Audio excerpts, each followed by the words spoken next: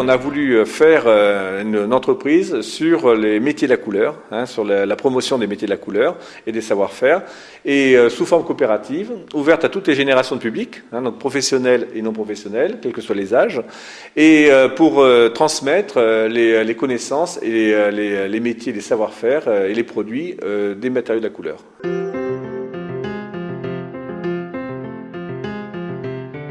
L'OCRA est un outil majeur pour la commune dans la mesure où il fait vivre un patrimoine.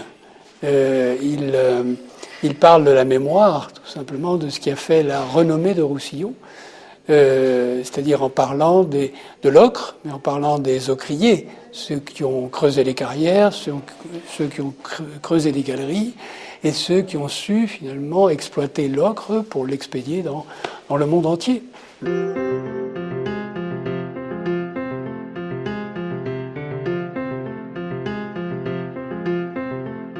Dans ces activités, on s'appelle aussi conservatoire, dans le sens de conservatoire de la musique ou conservatoire de danse. C'est un conservatoire, c'est pas simplement un lieu qui conserve des objets, c'est un lieu qui conserve aussi des savoir-faire.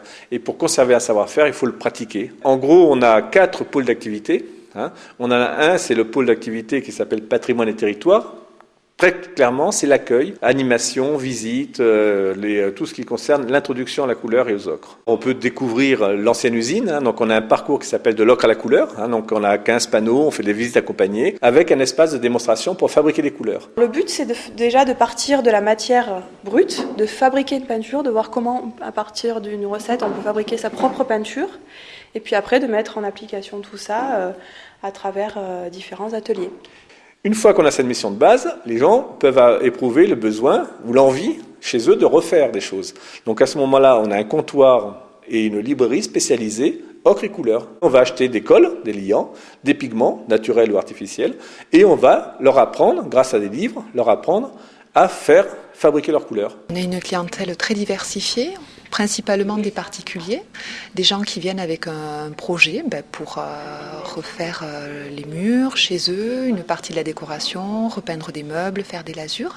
Et donc nous, notre rôle, c'est de les accompagner dans ce projet. Et puis ensuite, on a l'étape suivante, apprendre soi-même un métier ou apprendre soi-même une technique. Et donc là, on passe à un autre niveau. Donc on peut venir faire des formations avec des intervenants extérieurs, ce sont des professionnels, qui vont venir pendant une journée, une semaine, voire un mois, pour apprendre un métier ou pour apprendre une technique particulière de couleur. On va jouer avec la transparence. Et un badigeon de chaux, c'est la transparence. C'est la transparence des couches qui vont se mêler, qui vont se mélanger quand elles sèchent. Et puis enfin, la dernière activité que l'on a, c'est une activité de conseil où on peut accompagner des associations pour se transformer en coopérative, d'intérêt collectif par rapport à un projet collectif avec du multipartenariat sur un territoire précis.